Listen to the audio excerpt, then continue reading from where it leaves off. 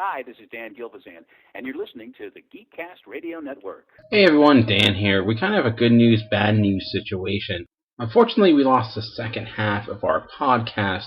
Not sure what happened, but it went all staticky and our backups didn't work, so it's gone to the great podcast heaven in the sky.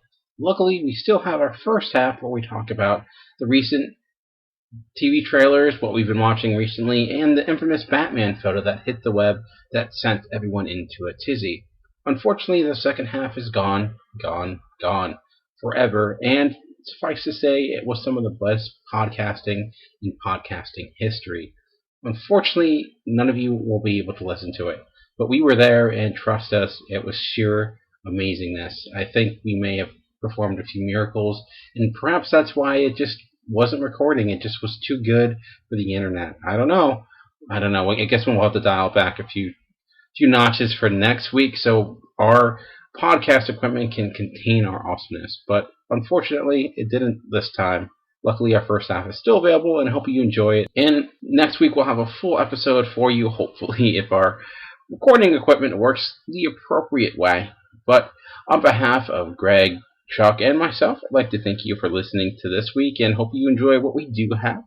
And you will turn for next week for a full episode. I love this city, and I see it going to hell. Sometimes I think this place is cursed. But I won't let it fall apart without a fight. Citizens of Gotham, we will not. We cannot let these killers and these robbers and these rapists and these thugs win. Not on my watch. There is a war coming. A terrible war. There will be chaos. Rivers of blood in the streets, I know it. It's my new partner, Jim Gordon. You have a little danger in your eye. I wonder what you plan to do with that. You killed people before? That was war. This is war. We're at war.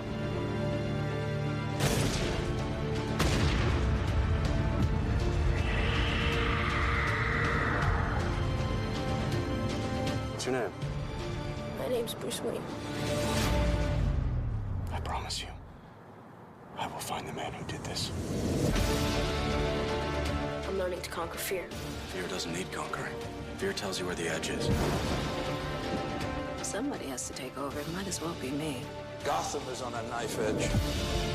This is not a city for nice guys. Stop or I'll shoot!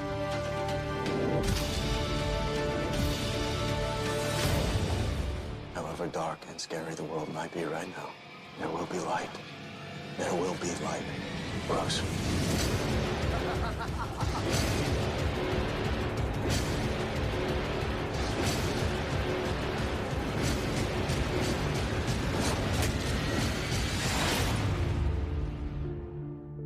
You are now on the inside of what I like to call the circle of trust.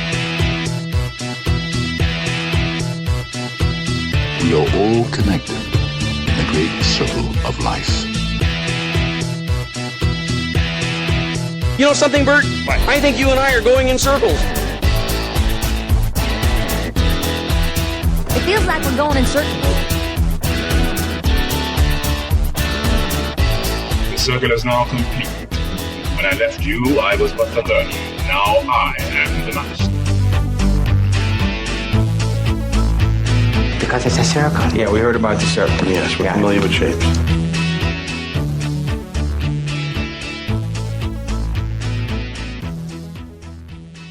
Hi, this is Chuck. This is Greg. And this is Dan, and we are Talking in Circles, brought to you by the Geekcast Radio Network, the podcast that may already be ready for a reboot, and we'll be getting into that later today. But before we get to that, how's the week been going for you guys? I am extremely happy because I just ate Pizza Hut leftovers, and I freaking love Pizza Hut. They should create a restaurant that's just called Pizza Hut Leftovers, like next door to Pizza Hut. It's like around the back. You gotta go in the back way. Yeah. I think people do that. It's all the stuff that they throw away at the end of the day. Yeah, yeah. Or like some place called Cold Pizza, because I'm sure that would that would sell. So. Yeah, I actually had some of their pasta, which is really freaking good, actually. It's like this chicken Alfredo pasta. Yeah, yeah. So, yeah, I remember seeing the commercial for that, and people are at some restaurant, and they're like, "Oh, you're really eating Pizza Hut pasta."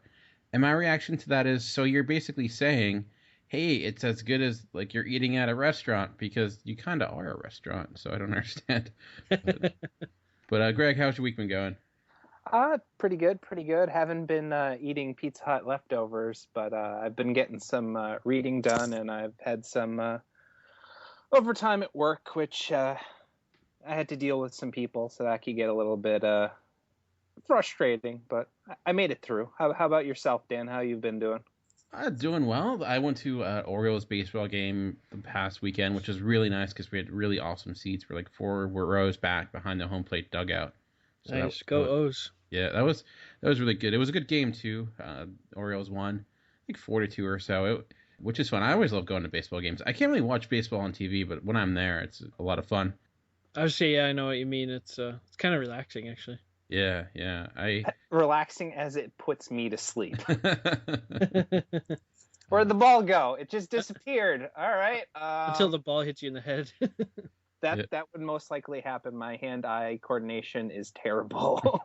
That was what I was kind of thinking too, because we're really close and we didn't really have a net behind us. And I'm just like, if a line drive came, that would be dangerous because it's like it would be a straight shot. So I'm like, that would probably not go well.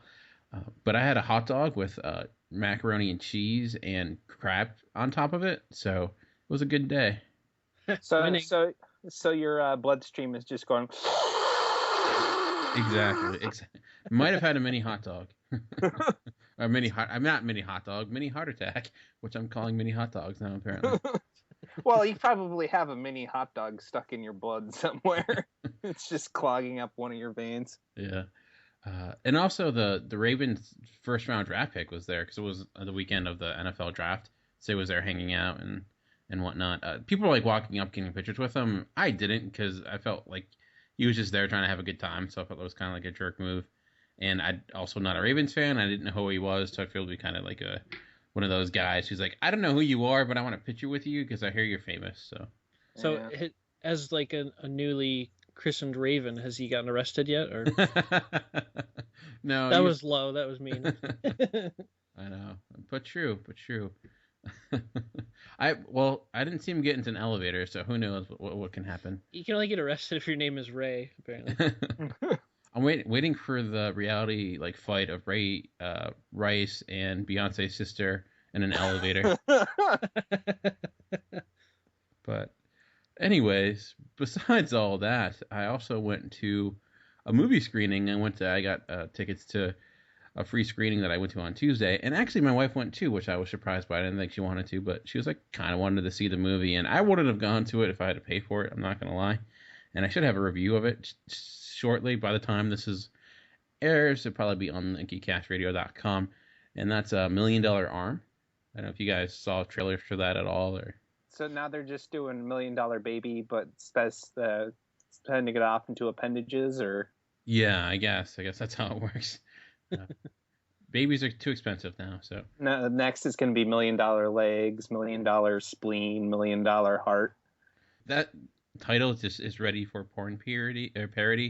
Like just asking for it. But yeah, that was about the where they try to recruit some Indian baseball players, right? Yeah.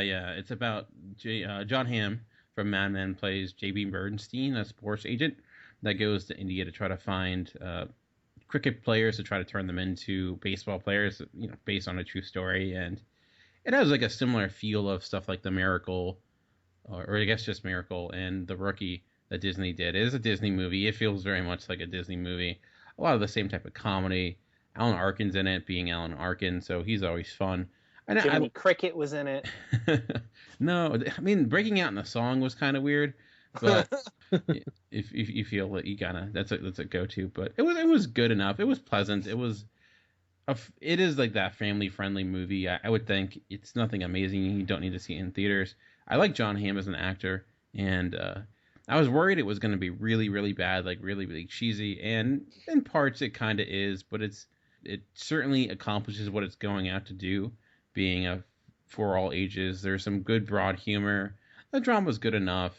I mean, I was surprised that they could make a tryout actually kind of kind of exciting at the end. Just seeing these people try out for a team, and it actually kind of worked. But I do kind of wish there were 2 Indian players that were the focus, and I really wish it kind of got into their story a little bit more. It's really about J.B. Bernstein, and his story is interesting, but I feel like their story is probably much more interesting, taking kids from India and putting them into the United States and having them try to play baseball. And I'd also like to see like a documentary on it. I think it probably would make a better documentary than live action movie. But yeah, go ahead and see it. I had super low expectations, and I was pleasantly surprised, so that's a good thing. Hopefully it wasn't just because it was free. I don't know. I don't think so.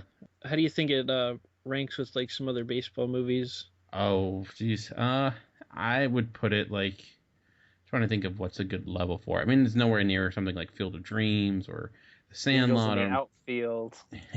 It's probably all not that much different than Angels in the Outfield. I haven't seen Angels in the Outfield since I was a kid. That was like one of the movies I watched all the time, like that and The Big Green. I feel like there was a lot of kids sports movies when we were growing up. You don't get them that much anymore. Yeah. But I was thinking I know like one of my favorite baseball movies was 42. It's probably nowhere near that, right? No, it's not. The drama's, it doesn't really have the historical context of a movie like that. It's much more, I would say it's like a very family-friendly version of Jerry Maguire. You know, if you saw that and like, what will that movie be like if Disney did it? That's $1 Million Arm. So nice. That's where I would put it. It's really, I mean, it gets into baseball, but baseball, it's almost like a backdrop. It's more about the sport agent, really. But that's enough. That's really all to say about that. There's really much more than that. But Greg, you said you were reading this past weekend. What were you up to? I've been reading a book by Clive Cussler called The Tombs. Cussler? Does he Cussler a lot? I guess. I didn't get to meet the man personally. There wasn't a lot of cursing in the book either. I think he's kind of in the realm of James Patterson, like one of those guys that always he's got like a ton of books out, but he's always teamed up with somebody. So I don't think he's the one actually writing the book. Yeah, but like a Tom Clancy or what have you. Yeah, so his name's really huge on the book, and then the other author is like really tiny, but he's the one that actually wrote it. Which, by the way, I've read James Patterson books before. Those are just awful. I read The Toy by him. It was all right. It was just... Is that what the movie's based off of? Like the Robin Williams movie, The Toy? No. The Toy like came out maybe a year or two ago, and the one with Robin Williams was like... The 90s? 90s, yeah, early 90s. But Clive Cussler, I thought, was a little bit better. It was a very simple story.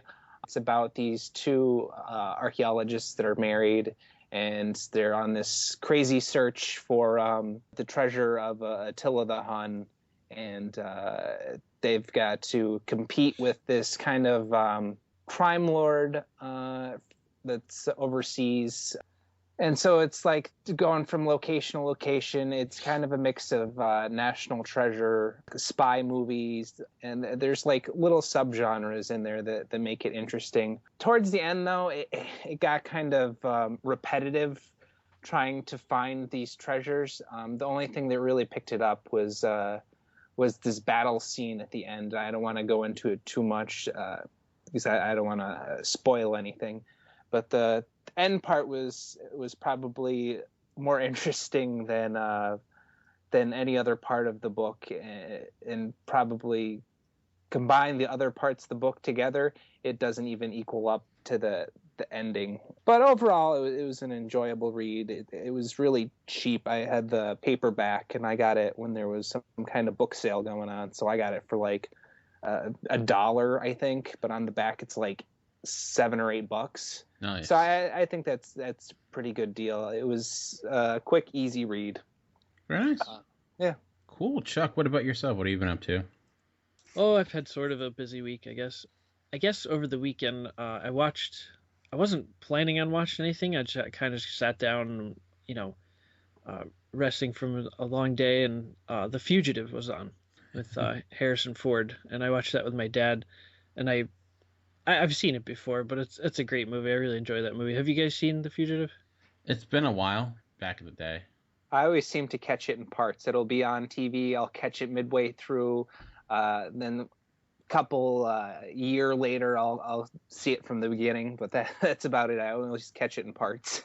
Yeah, but it's one of those movies, like, no matter where you catch it, it just kind of sucks you in, and you're like, Yeah, oh man, this is really cool. Yeah, and you end up watching it no matter where you started from.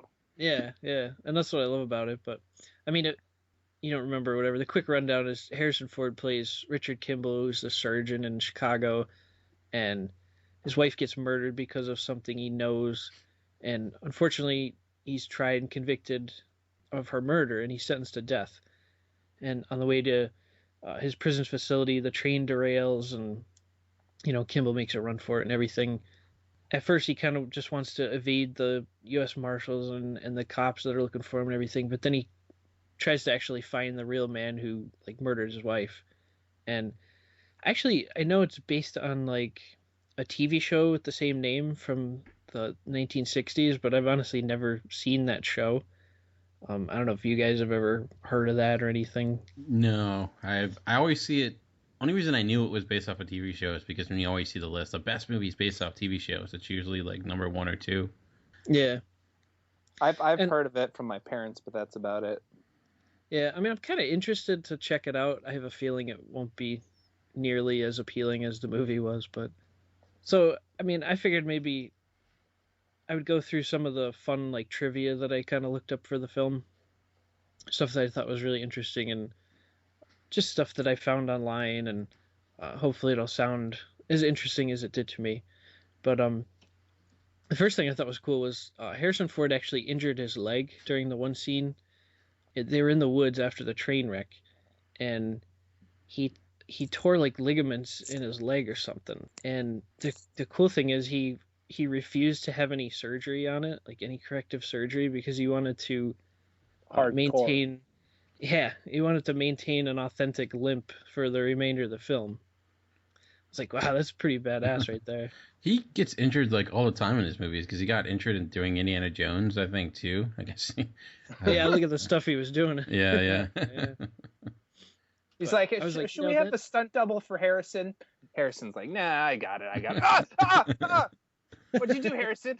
I was shaving myself. I knew we should have used Harrison Chevy. No. I was thinking too, that would really back up his badass cred on our badass bracket. Yeah. It's kind of funny. But the other cool thing I found was the apartment for Harrison Ford's character in the film. It's actually modeled after one belonging to an actual doctor that they met with before the filming. And Harrison Ford thought this guy was really eccentric and kind of really out there and energetic, and that was exactly how he wanted to play his character in the movie, Richard Kimball. And I guess Harrison Ford ended up taking the guy out for a drink, so that guy got a pretty cool story out of it. And this one, Greg's probably gonna like this one. Some of the original considerations for the role of Richard Kimball before Harrison Ford got it included Alec Baldwin and Kevin Costner. Oh my God. I thought you were going to say Christopher Walken or something. I was going to get excited about that. That would have been fun. I can't see Christopher Walken running from anyone. Maybe walking. He would just be walking. I mean, but no, his personality, it's hilarious. That's funny because I guess that makes sense for Alec Baldwin because Alec Baldwin was the first Jack Ryan, and then Harrison Ford took over. So I guess maybe they were interchangeable in the early 90s. Yeah. I think too, The Fugitive, I believe was nominated for Best Picture that year, if I'm not mistaken. Could be. I honestly can't see Costner in that role, and I'm glad they didn't put it in it because I think especially lately, he's been overused on stuff. I don't know. Yeah. This year he has 14 movies coming out, but that is crazy. But and then the other part, as you know, Tommy Lee Jones is also in the movie, plays the U.S. Marshal. And they said some of the original considerations for his part were John Voight and Gene Hackman. They were both actually offered the role. I like John Voight. He does generally pretty good. I think lately he's been a little bit little soft, I guess, especially with National Treasure and everything. But I didn't think he was too bad. Yeah. I love Gene Hackman too. I think Tommy Lee Jones certainly works, but oh hell yeah. I like Gene Hackman a lot too. He's a great actor. I like him in a lot of stuff actually.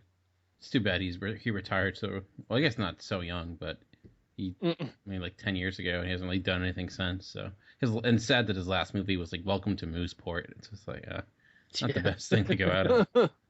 Like stuff like Enemy of the State, like that's one of my favorite movies. That's really, I know I say that about a lot of movies. That's one of my favorites. It's okay. Some of us have mapped out their top 100 of all time. I should probably do that, even though it would be pretty hard to narrow that down. Probably. It took some time, and I do it every year. You're a glutton for punishment, Dan. I do. I am.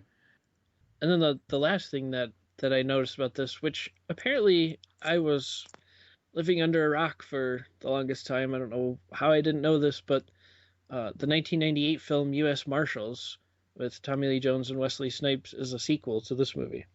Interesting. And I somehow missed that. So in that movie, Harrison Ford becomes black and Wesley Snipes? Is that...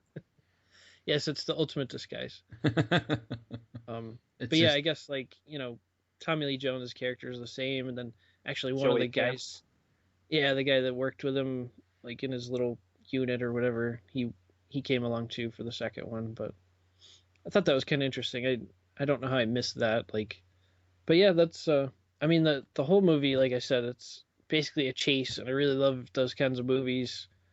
Keeps me on the edge of my seat, and it's a simple concept, obviously, but it just works really well. So sometimes simple concepts are the best concept because you don't get overcomplicated with everything. So yeah, definitely. You've been up to anything else? Yeah, actually, kind of the rest of the stuff that I watched was all a lot of preview stuff for next fall. Is it me, or is it weird that we're getting preview stuff for the fall this early? I don't remember that ever happening before. Yeah, I know. And the one thing was, I guess before I get into it, I could talk about my favorite show, which is Arrow. In case you didn't know. Oh, you watched that? Yeah. I don't know if you guys knew that I watched that, but you mean our sponsor? Yeah, I'm a little bit of a fan. but they had the season finale, and it was freaking awesome.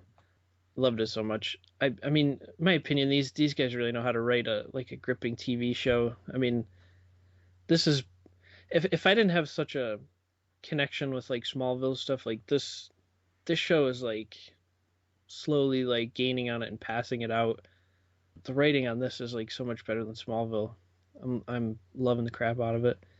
But I mean, they leave you with the famous cliffhangers, obviously, from week to week, but I like how they do it. It's not the same thing overused every week. They mix it up. And the writing is smart too. They put little subtle things in there for you to pick up, and I absolutely love looking for those every week. I mean, some of them kind of make things predictable, but not very often. It's a lot of times it turns out to be the opposite of what you're thinking. You're like, wow, how did I not see that? That's really awesome, And I loved how they ended it here in their season finale to close out season 2. I think it resolved a lot of stuff that would have been too annoying to let go until next season, but they also introduced some new concerns, and that's what you want to do in a good season finale. So give them an A+ on this one. Can't wait for the season 3 in the fall. Yeah, I'm looking forward to being able to watch season 2 because I did not have the opportunity. Hopefully, once it hits Netflix or whatever, I will be catching up with it. So come on, Netflix! I know. I'm hoping to score another bargain on the DVD set too, because I got the first season on Amazon for $10 the one day it was on sale. Oh wow! So that kind of leads into the next thing, which is its spin-off show, which is The Flash. And they showed this preview. They aired this preview, but also online they released an extended preview, which was actually 5 minutes long. And I was able to watch that. I'm not sure if you guys were able to see that. Dan you said you might have seen it. Yeah, I did see the Flash preview, which I feel was a condensed pilot episode. Yeah, it was really crazy. I mean, it looks awesome to me, despite what I heard some stuff online, like, saying beware of this show. It could be like a major flop, but honestly, like, I'm all in for this show. Like you said, it gives almost like a condensed pilot. It kind of gives you a good idea of the tone of the show. I think it'll be like Arrow in some ways, except with the Flash's personality, which is like fun, quirky, energetic guy, as opposed to Green Arrow's kind of darker personality. But it's definitely going to have like a very serious side to it as well. Like, would you get that impression, Dan? Greg, I don't know if you were able to see it. I saw it. It definitely looked a lot more. Arrow's fun, but more fun by like jokes, comedy wise. Right. Something more like that, because as everybody knows, Barry Allen's kind of a joker. So I think it's interesting. I'm not too sure of his origins, but I thought that what they were showing was an interesting take on them, I guess. I kind of liked how they were doing the origins for him. Yeah, I only worry, I guess. I mean, it's TV, so some of the special effects were spotty in some instances. Just like the running, just seemed kind of awkward. But I don't know if that's just because it's hard to do that. And I just wonder too if with like your power being speed, it does become really difficult to come up with creative ways to like display that. It becomes harder to get enemies. You need enemies that could be a challenge for him. So I know people say the Flash has a pretty extensive rose gallery of people. I don't really know much about his villain, so I could be wrong, but I do like it. The cast seems really strong. I see they have some people there from even like Law and Order. The one guy was like on the original Law and Order. He was also in not Glee, but Rent, the original Rent cast. So, and I'm sorry that I know that, but I do. So what are you gonna do about it? Well, the main character, Grant Gustin, is from Glee. So. Oh, is he? Yeah. See, I missed that. I remember people talking about that, but you don't even really recognize him. And is that the same guy that was in Arrow, or did they get a different person? Yes, it is the same guy. Okay, and I see they had a little Arrow cameo. So yeah, it looks like that's a really cool thing about it too, is that it looks like Arrow's going to make maybe some guest appearances on the show, and you kind of get the sense that like the Flash really looks up to him, and like Oliver's kind of there to encourage him. Support him, maybe even to be kind of the hero that he sees in him and stuff. But I don't think they'll have him on there a lot. Yeah. But maybe just in the beginning, a couple of cameos here and there. But I think that's a really cool idea, because you're bringing all the fans from the Arrow show. Definitely. I'll check it out for sure. I do think it's just gonna be a little bit more difficult because you're gonna have like the first character they have is like some guy who controlled weather, and it's going to be a challenge, I think, more so than Arrow. But they seem to be doing well with Arrow, so maybe they can pull it off.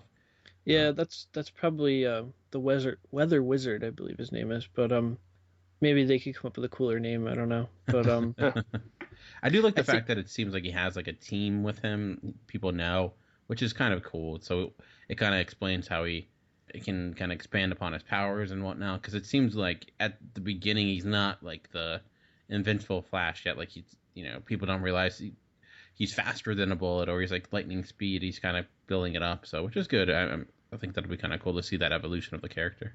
Yeah, one of the things I'm most excited for is how they do his powers, because I know I haven't read a lot of Flash comics, but in a little bit that I read, I know that there's a ton of potential there with what they could do with his powers. Like, there's just so much you could do with being that fast. Yeah. And I can't wait to see how they kind of like incorporate that, like how he stops certain people with using his powers in different ways. Like I've seen them use them in the comics, and I mean some of his rogues, like you said, they're not really that powerful. I'm sure there's like a Mirror Master, right? And some Captain Boomerang. I'm just thinking of the cartoon from what I can remember. Yeah, Captain Cold and stuff like that. Gotta love alliteration. Yeah, definitely. A lot of captains too. Yeah. How do they get that rank? Who gives it to them? Like I don't know. I'm wondering if they're gonna do like Arrow and bring in non-traditional villains for that character. Like you said, they brought in for Arrow, they brought in Clock King for an episode, and that's not I don't think that's a traditional Arrow character. I believe that started with Batman for the Clock King. Yeah. I mean, I like how they kind of pull some villains from different corners of like the DC universe, like, and the things that they change in Arrow, at least, I don't have a problem with at all, like, because they do it in such an awesome way.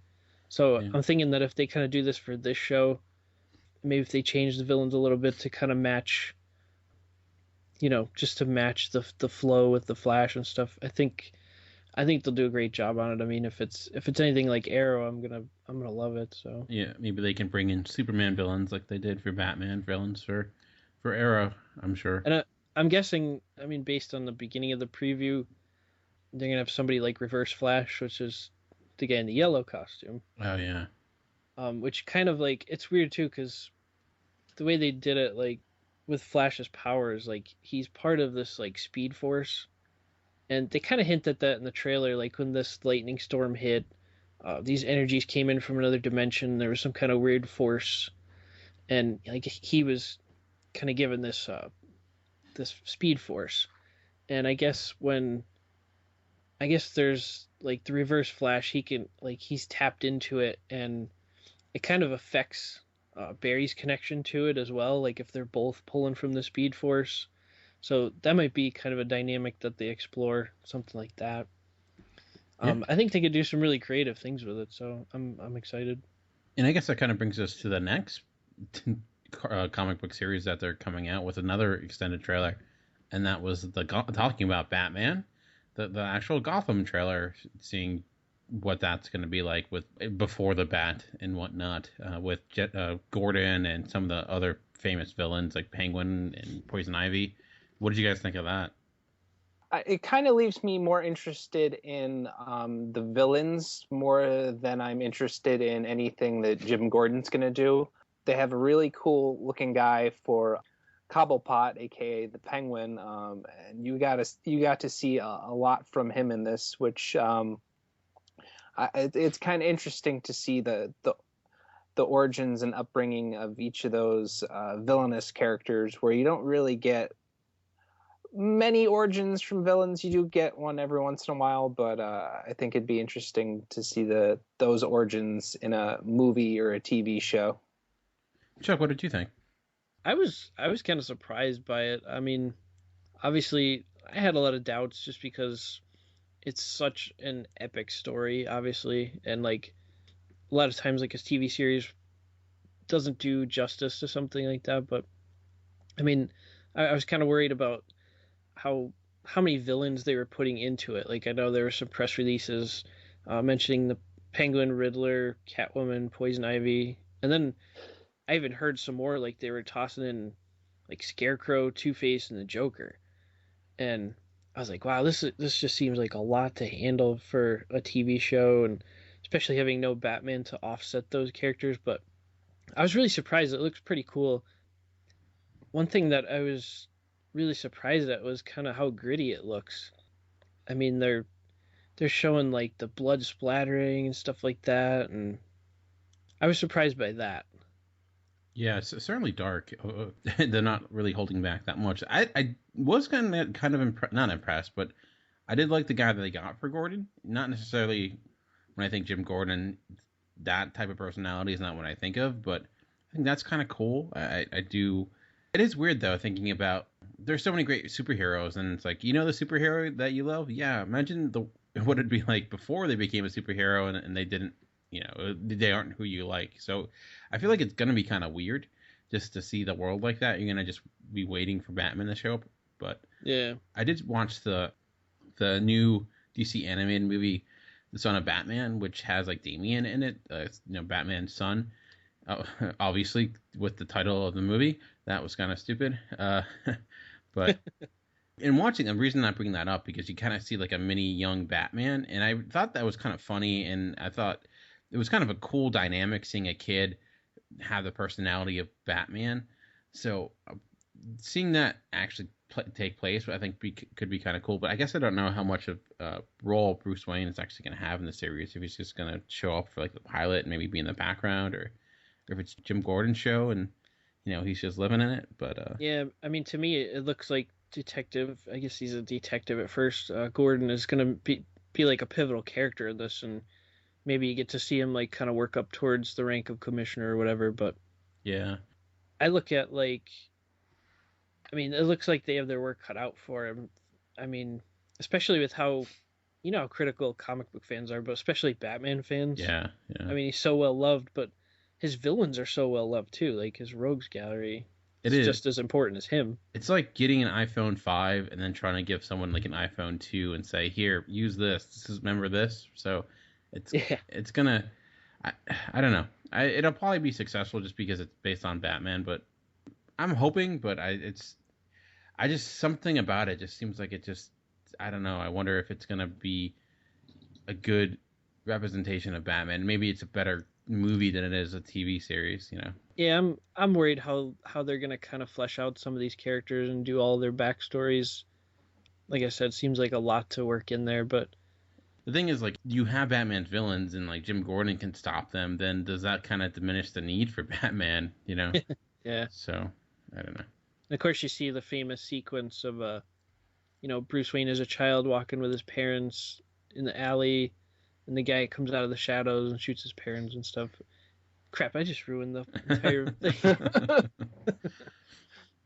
I'm sure that'll be the first episode, so. Yeah, but, I mean, it might be kind of cool to see, like, the influence that Gordon has on him and stuff like that. Because they kind of allude to that where he's like, oh, I'm learning to conquer my fear, and he's telling Bruce Wayne that, like, fear doesn't need conquering and gives you an edge and all this stuff. I'm sure, like, his first night of being a detective will be the night that Batman's parents get killed or something like that to kind of give them, like, some sort of tie to one another. Like, they're both born in the same day or whatever. Yeah, that would be cool. But, all right. Anything else before we bring this episode to a close? Anything else before we take a break? Well, I was just wondering if you guys saw the picture that was released of the Batman in the movies of yes. Ben Affleck as Batman. Oh, was that released on the internet? I did not notice. Didn't? It's kind of everywhere. Yeah, I did. What did you think of that, Craig?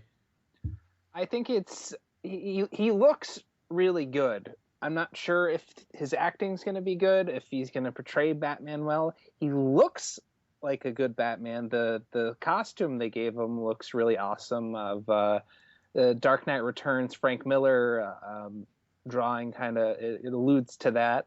And the Batmobile kind of looks like it alludes to the Tim Burton Batmobile, but a little bit more combined with the newer like Tumbler kind of in there too. It looks like a combo deal, but all we really saw was like a back axle and kind of Batman brooding in the foreground. So, but the cowl looked pretty cool. I like the height of the ears and everything. So, yeah, I'm hoping that they kind of leave him in the costume the whole time. Don't give him too many lines. Just have him kind of doing stuff. Because he looks great as Batman, but I don't know how great he's going to be on the other side of it. Always look down. Just continually look down. Just look down and pull stuff out of your belt. Yeah, I'm curious about the color of it. If they're going to go with like a bluish or if it's going to be gray or what have you. I mean, that's still left to be said or seen. I did like the look though. It does look pretty cool. I love like the party in the front Batmobile with like the Tim Burton like style, like you mentioned, Greg, and then the Tumbler end of it has a tank kind of feel, but still looks mobile enough. So I know there was like a lot of speculation regarding what it's going to look like, and I'm pretty happy with their take on it for sure. Yeah. Much different than really any of the other live action Batmans we've gotten so far. So one of the funny things I saw, sorry Chuck again. So one of the funny things I saw was somebody on the internet took and traced the bat symbol that was on it, and they kind of made a little cartoon of a fat bat as that symbol. Oh yeah, I did see that. It is kind of a chunky, huge bat symbol that they have on there, but they're going for Dark Knight Returns look with that logo. Yeah, I wonder too if they are doing the whole Dark Knight Returns, if they'll get into like the Batman like almost robot type of costume he had too when he uses to fight Superman. So if they're going that way full round, so Yeah. On a related note, I found this article online talking about some Easter eggs in the Man of Steel movie, and I know a lot of people kind of speculated that they threw Batman into the sequel to kind of save the franchise and all this other stuff, but going back, like, people found a lot of Easter eggs in that Man of Steel movie that suggested they kind of were planning this like all along. Like, I guess somebody found, I guess it was like a Kryptonian costume that Jor-El was wearing or something like that. Like, over the S, there's like these weird lines, and when you trace those and color them in, it's almost like a bat symbol, like covering the S, which was like the Superman Batman symbol for like the comics. And there was all this other stuff. Like, of course, the one satellite said like Wayne Enterprises on it or something like that, and Yeah. there's a couple other ones, but it really suggested that they were kind of planning this all along. So people are really starting to wonder now, like, how deep this goes or whatever. How deep does this conspiracy go? Who knows? Unfortunately, that's where the episode ends for this week. And it seems suspicious that as we are embarking on discovering a sort of controversy, our recording equipment suspiciously stops working. I don't know. I don't want to start some sort of conspiracy theory, but I guess I am kind of starting one. Anyways, as always, this has been Chuck, Greg, and myself, and we've been talking in circles, and we'll see you next week.